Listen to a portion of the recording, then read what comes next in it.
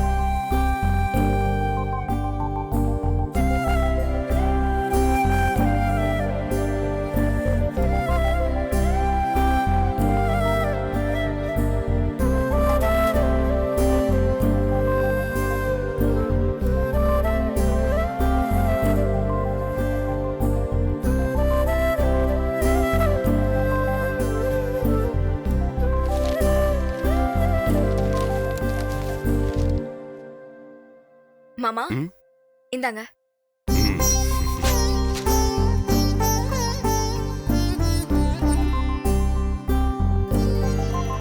சரிம்மா. மாமா coffee.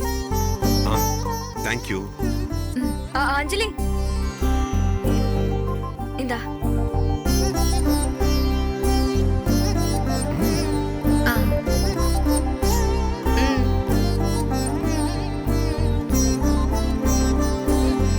Morning. Very good morning. இந்தா. இன்னும் குளிக்கல. Lazy fellow. என்னடா அகில், டைம் என்ன ஆகுது, நீ இன்னும் ஃப்ரெஷ் ஆகலையா? என்ன அஞ்சலி, உன் ஹஸ்பண்டுக்கு நீ இதெல்லாம் சொல்லி தர மாட்டியா? காலையில சீக்கிரமா எழுந்திருக்கணும், குளிக்கணும். சரிங்க மாமா, நான் மேல பாரதிய பாத்துட்டு வரேன். சரி போமா.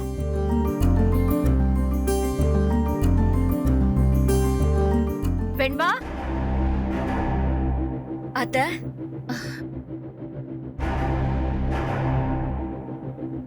நீ ஏன் ஒரு டாக்டர் இந்த மாதிரி நேரத்துல படிக்கட்டுல ஏறக்கூடாதுன்னு உனக்கு தெரியாதா?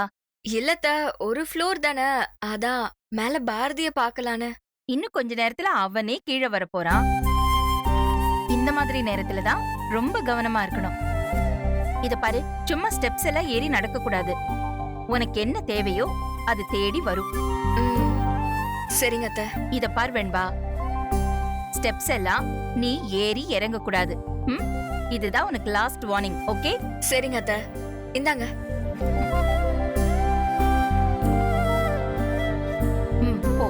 சரிங்க அத்த.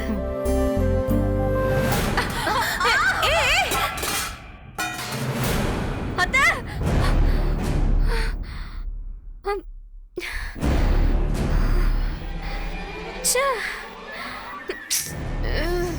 கனவா? 8 வருஷமா ஒரே கனவு விடாம துரத்திட்டு இருக்கு. அன்னைக்கு மட்டும் தாலி கட்டுற அந்த நேரத்துல சௌந்தர்யா வராம இருந்திருந்தா. ப்ளீஸ் அனி, அனி சொல்றே கேளுங்க அனி. அனி அனி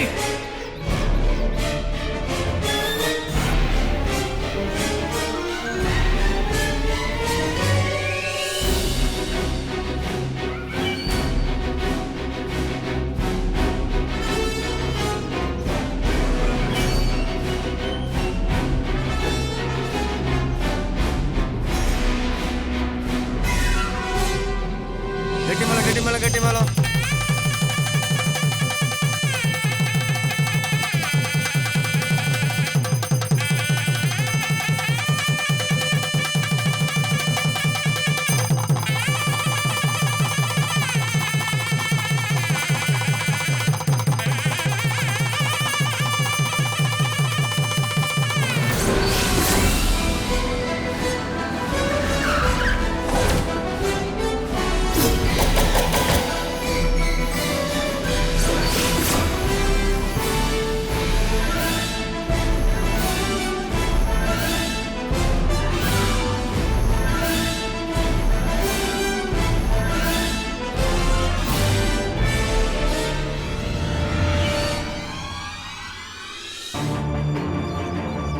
அப்புறம் என்ன பாரதி, இப்ப நிம்மதி தானே?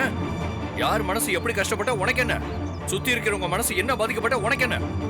உனக்கு உன்னோட நோக்கம், உன்னோட சந்தோஷம் தானே முக்கியம். நீ நடத்து. ஆனா ஒரு விஷயம், இந்த வெண்பா கழுத்துல மட்டும் நீ தாலி கட்டின இந்த நிமிஷத்துல இருந்து நான் உன் தம்பியே இல்லடா.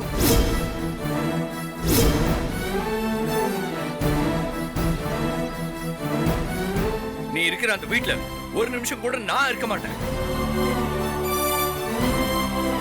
ரொம்ப உணர்ச்சி வசப்பட்டு சொல்றேன்னு நினைக்காத, நிஜமா தான் சொல்றேன். அதுக்கப்புறம் உன் இஷ்டம். பாரதி, இங்க என்னதான் நடக்குது? நீ கல்யாணம் பண்ணிக்கிறேன்னு சொன்ன, நான் சரின்னு சொல்லி இங்க வந்தா ஆளாளுக்கு நான் என்னமோ கொலை செஞ்ச மாதிரி நிக்க வச்சு என்ன கேள்வி கேக்குறாங்க.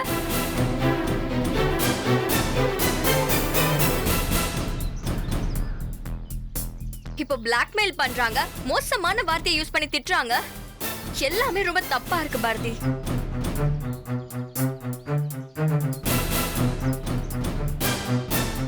உங்க அத்தனை பேரோட நக்கல், நையாண்டி, மிரட்டல், இது எல்லாத்துக்கும் ஒரே பதில் தான்.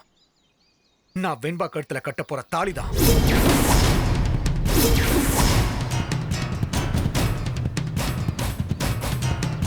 முடிஞ்சதை பாத்துக்கோங்க.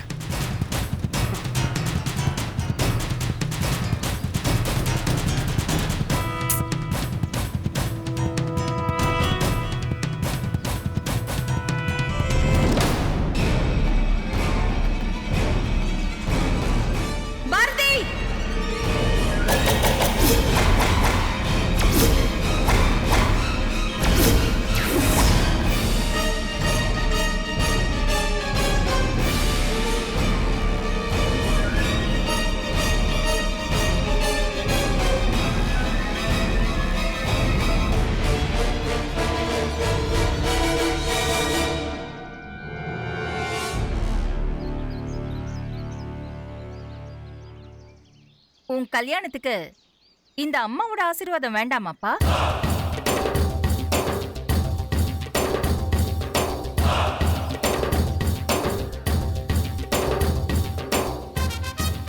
போச்சு, மொத்தமா போச்சு. இத்தனை நாள் நான் படாத பாடுபட்டு இந்த இடத்துக்கு கொண்டு வந்து சேர்த்தா எல்லாம் சொதப்பிடுச்சு. இனிமே இந்த கல்யாணம் நடந்த மாதிரிதான். மாப்பிள்ள பண்ற வேலையை பாத்தீங்களா சம்மந்தி? நாங்க எவ்வளவோ கூட சொல்லி பார்த்துட்டோம், கேட்கவே மாட்டேன்னு இந்த வெண்பா கழுத்துல தாலி கட்டுவேன்னு ஒத்த கால்ல நிக்கிறாரு.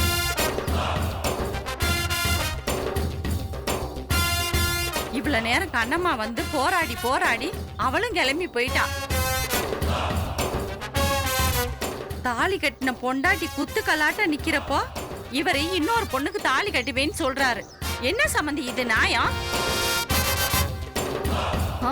கேக்குறாங்கல்ல, பதில் சொல்லுப்பா. அவங்க பொண்ணு வீட்டுக்காரங்க உங்க பொண்ண வாழ்நாள் முழுக்க கண் கலங்காம வச்சு காப்பாத்துவேன்னு இவங்களுக்கு உறுதி கொடுத்துட்டு தானே கண்ணம்மாவை நீ கல்யாணம் பண்ணிட்டு வந்த.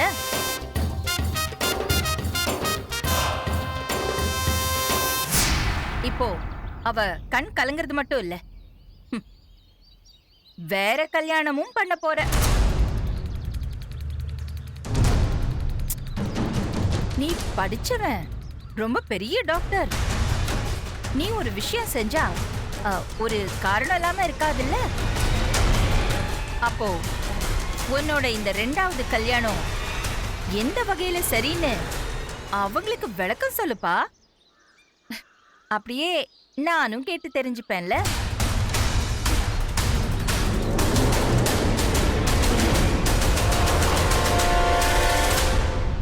ஏண்டா, உனக்கு எவ்ளோ திமிரு இருந்தா இவ கழுத்துல தாலி கட்டுறதுக்காக நீ இப்படி நிப்ப? அதுவும் நான் ஊர்ல இல்லாத நேரத்துல. நேத்து கோவில்ல கல்யாண கோலத்துல பார்த்துட்டு எனக்கு உடனே ஒருத்தங்க போன் பண்ணாங்க. அப்பவே எனக்கு சந்தேகம் வந்துருச்சுடா. அதனாலதான் உனக்கு நான் போன் பண்ணி கேட்டேன். ஆனா நீ என்ன சொன்ன? ஃப்ரெண்டுக்கு கல்யாணம், தொண மாப்பிளையா வந்திருக்கேன்னு பச்சையா என்கிட்ட போய் சொன்ன.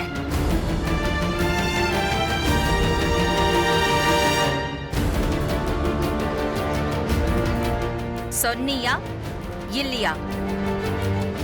பொய் சொல்லி கல்யாணம் பண்ணி எத்தனை நாள்டா மறைச்சு வச்சிருப்ப? ஒரு வாரம் இல்ல ஒரு மாசம்? அதுக்கப்புறம் ஏதோ ஒரு நாளைக்கு அது எங்க எல்லாருக்கும் தெரிஞ்சுதானே ஆகணும். நேத்து ஏதோ ஒரு காரணத்தினால உங்களால கல்யாணம் பண்ணிக்க முடியல. அதனால இன்னைக்கு இந்த கோயிலுக்கு வந்திருக்கீங்க. எப்படியோ விஷயம் தெரிஞ்சு இத்தனை பேர் வந்ததுனால போச்சு. இல்லனா இவ கழுத்துல நீ தாலியை கட்டுவ, நான் இவளை மருமகளா ஏத்துக்கணுமா?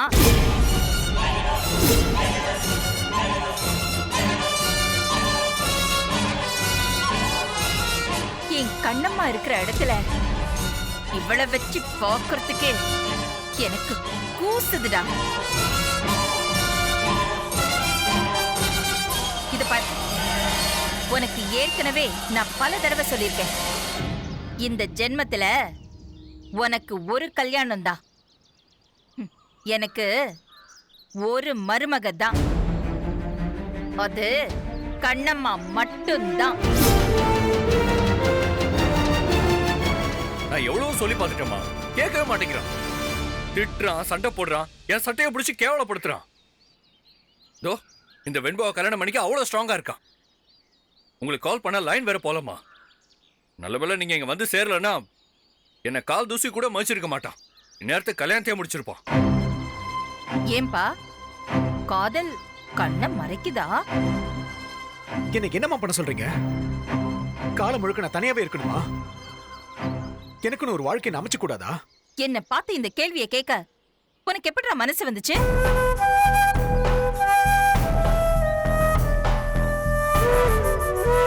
நீ சந்தோஷமா இருக்கணும், குழந்தை குட்டியோட நல்லபடியா வாழணும்னு என்ன விட யாரும் அதிகமா நினைக்க முடியும்? ஆனா நீ அந்த வாழ்க்கைய யார் கூட வாழ நினைக்கிற? அதுதானடா முக்கியம். உனக்குன்னு ஒரு பொண்டாட்டி இருக்கா, குழந்தை இருக்கு, அவங்கள கூட்டிட்டு வந்து நீ சந்தோஷமா குடும்பம் நடத்துறா. அதை யாரா வேண்டான்னு சொல்றாங்க? மா, அவளை திரும்ப திரும்ப என் பொண்டாட்டின்னு சொல்லாதீங்க. அவ பெத்த புள்ளைய என் புள்ளன்னு சொல்லாதீங்க. இங்க பிரச்சனையே அதுதான்மா, புரிஞ்சுக்கோங்க. அததான்ப்பா நானும் சொல்றேன், இங்க பிரச்சனையே அதுதான். அத சரி பண்ணுவோம்.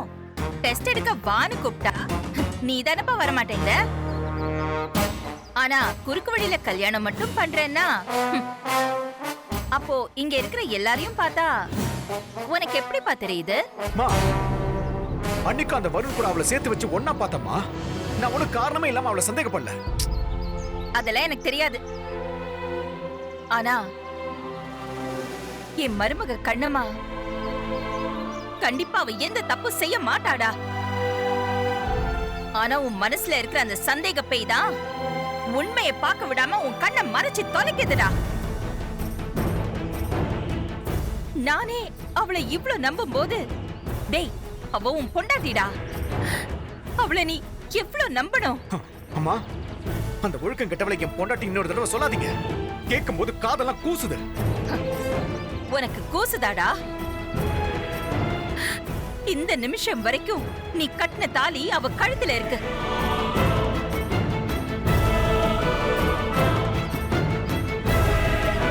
சட்டப்படி, நியாயப்படி, ஊர் வழக்கப்படி அவதாண்டா உன் பொண்டாட்டி.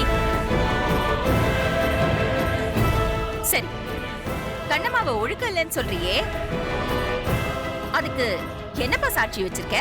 சாட்சி இருக்குமா? டெஸ்ட் ரிப்போர்ட் காட்டுறேன், நீங்க நம்ப மாட்டேன்றீங்க. அதனால தான் நான் சொல்றேன், அவ தப்பானவங்கிறதுக்கு நான் தான் சாட்சி. என்னோட மனசாட்சி தான் சாட்சி. உன் மனசாட்சியை கொண்டு போய் கோர்ட்ல நிறுத்த முடியுமா? இல்ல சாட்சி தான் சொல்ல முடியுமா? இல்ல அது சொன்னாதான் கோர்ட் ஏத்துக்குமா? சரிம்மா, அப்போ உங்க அருமை மருமக நல்லவன் சொல்றதுக்கு உங்ககிட்ட என்ன சாட்சி இருக்கு? அதுக்கு எந்த சாட்சியும் தேவையில்லையே, என் மனசாட்சியே போதும். நீங்களும் அதே மனசாட்சி தானே சொல்றீங்க. இது மட்டும் எந்த கோர்ட்ல போய் செல்லும்? நான் எதுக்குப்பா கோர்ட்டுக்கு போறேன்? நீ போ. இது எனக்கு பிறந்த குழந்தை இல்லைன்னு நீ போய் கோர்ட்ல சொல்லு. அங்க என் மருமகளுக்காக நான் வந்து வாதாடுறேன்டா. உன்னை நிக்க வச்சு நான் கேள்வி கேட்பேன்.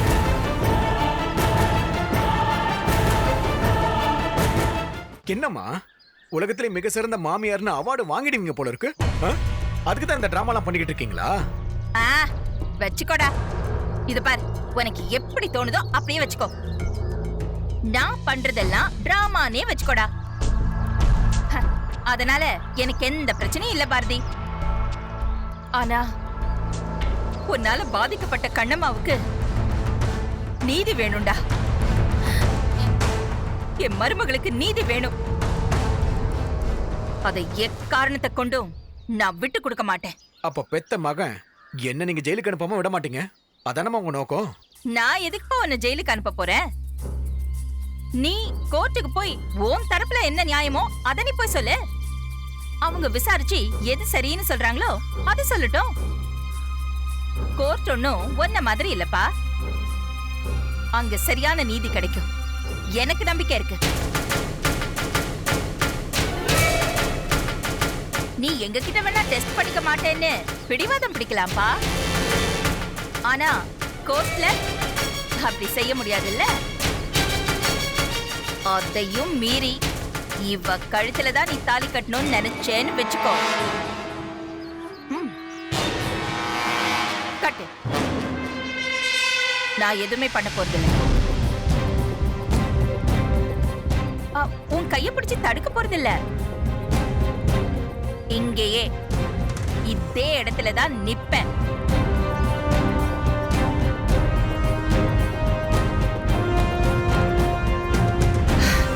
உனக்கு நெஞ்சில தைரியம் இருந்துச்சுன்னா அவ கழுத்துல தாலி கட்டு பார்க்கலாம்.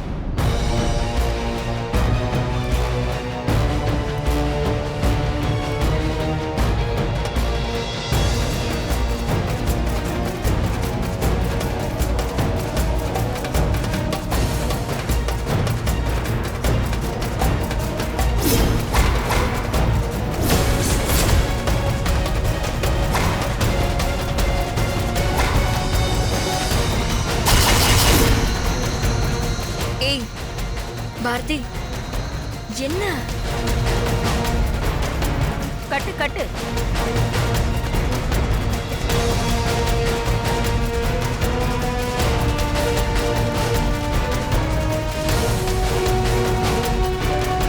பாரதி ப்ளீஸ் தாலி கட்டு.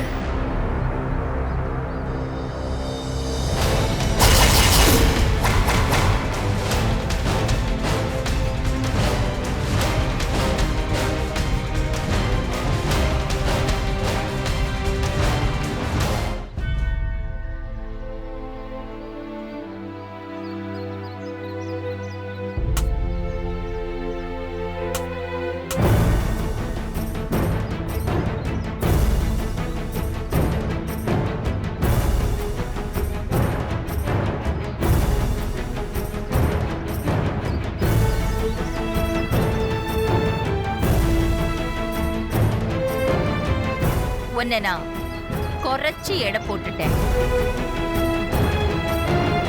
நீ இவ்ளோ விஷம்னு தெரிஞ்சிருந்தா என் வீட்டுக்குள்ள நுழையும் போதே உன்னை செருப்பாலேயே அடிச்சிருப்பேன்.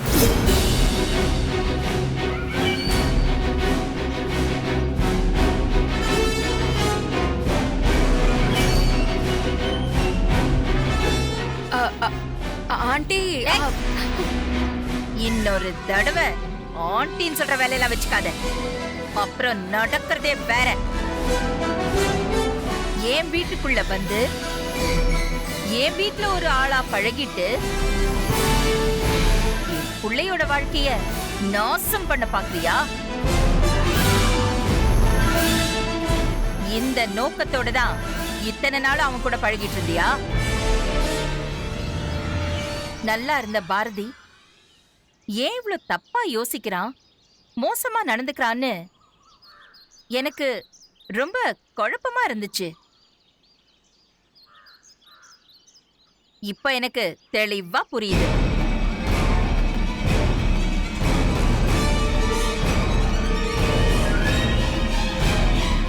சாக்கடையோட சேர்ந்தா சந்தனம் வாசமா அடிக்கும்.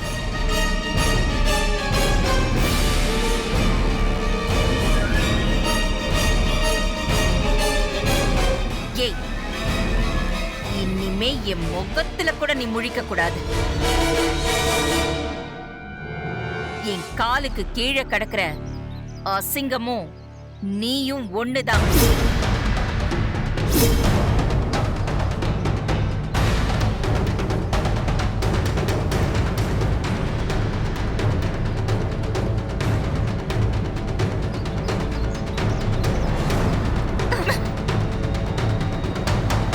வாடா.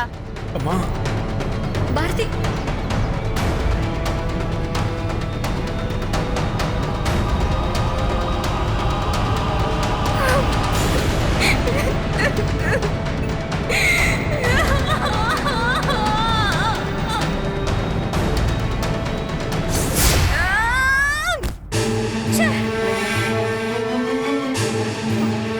ஆனா ஒண்ணு, நான் போட்ட விஷ ஊசினால இந்த 8 வருஷத்துல கண்ணம்மாக்கு அடிக்கடி மயக்கம் வந்து தலை சுத்தி மெல்ல மெல்ல வேலை செஞ்சு இந்நேரம் கண்ணம்மா கண்டிப்பா செத்துருப்பா. அது மட்டும் கன்ஃபார்ம்.